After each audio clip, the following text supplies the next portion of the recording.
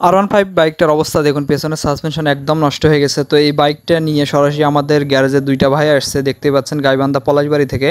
তো সাসপেনশনের অবস্থা একদম খারাপ, দেখতে পাচ্ছেন। এটা আমরা এখন বাইক থেকে খুলে নিয়েছি। তো এটা রিপেয়ারিংয়ের পরে একদম ওকে করানোর পর বাইকে লাগিয়ে আমরা এই দুইটা ভাইকে চালাইতে দিব এবং ওনাদের থেকে ফিডব্যাক নিব।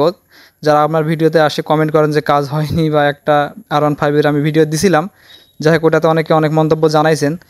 তো এটা দেখতে পাচ্ছেন কাজটা করে দিচ্ছি একদম ওকে। এখন আমরা রিপিট করে দিয়েছি, এটা কিন্তু কাজ শেষ হয়ে গেছে। তো এর পরবর্তীতে আমরা এটা এখন বাইকে লাগাবো, লাগানোর পরে আপনাদেরকে দেখাচ্ছে এবং বাইকটা ভাইদেরকে চালাইতে দিব। দেওয়ার পরে ওনারা এসে এটার ফিডব্যাক দিবে।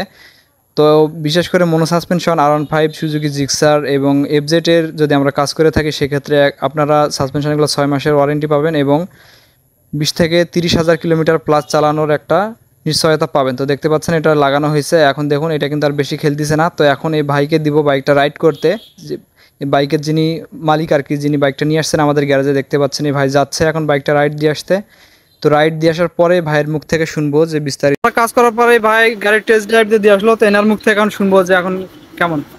আগের থেকে ভালো হয়, অনেকটাই ভালো। আগে তো মনে করেন যে একটু গ্যাপ করলে অনেক গ্যাপ করছে, এখন ঠিকঠাক আছে। তাহলে এখন আর বেশি যে খেলাটা খেলতেছে না? না, এখন আর খেলতেছে না। দেন দেখি, চাপ দেন দেখি। আগের থেকে ঠিক আছে, একদম তো ঠিক আছে।